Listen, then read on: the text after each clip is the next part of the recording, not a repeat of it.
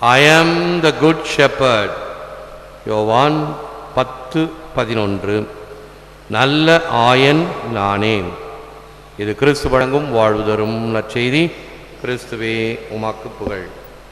இயேசுவில் அன்பார்ந்த சகோதர சகோதரிகளே, அன்பார்ந்த தொலைக்காட்சி விசுவாசிகளே, Jesus shows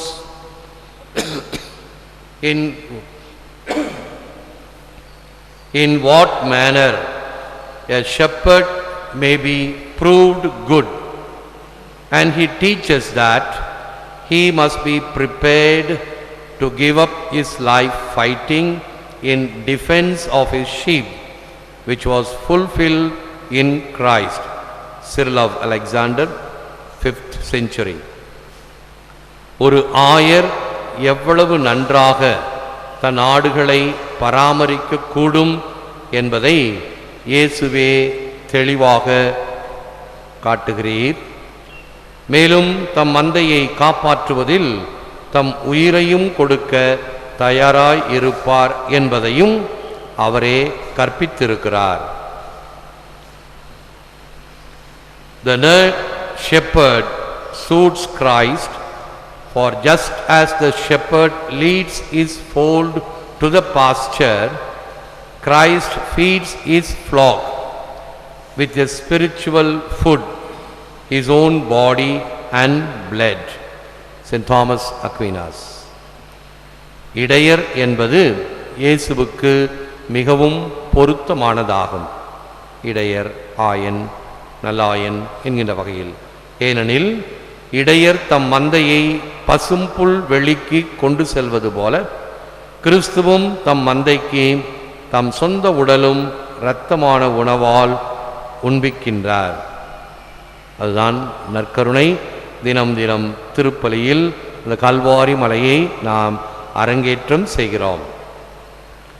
Man must cooperate with the work of spiritual liberation accomplished by Jesus Christ, for the sheep hear his voice.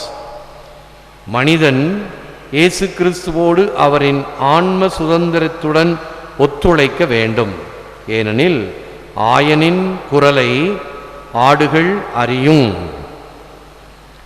Ayan என்ன செய்கிறாரோ, என்ன வழிக்கு இட்டு செல்கிறாரோ அந்த வழியில் செல்வதுதான் நல்ல ஆடுகளினுடைய ஒரு இயல்பாக இருக்க வேண்டும்.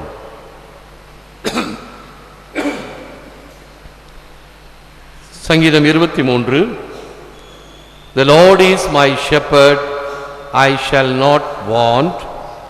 Even though I walk through the valley of the shadow of death, I will fear no evil, for thou art with me.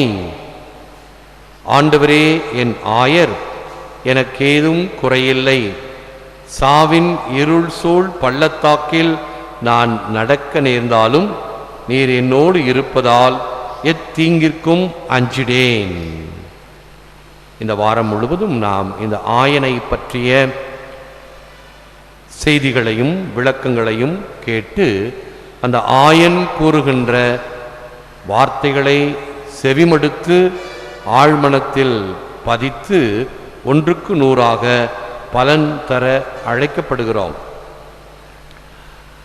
பல கருத்துக்கள், பல மேற்கோள்கள், அது ஆங்கிலமாக இருந்தாலும் சரி, தமிழாக இருந்தாலும் சரி, இவைகளெல்லாம் சிந்தனைக்கு கொடுக்கப்படுகின்றவைகள்.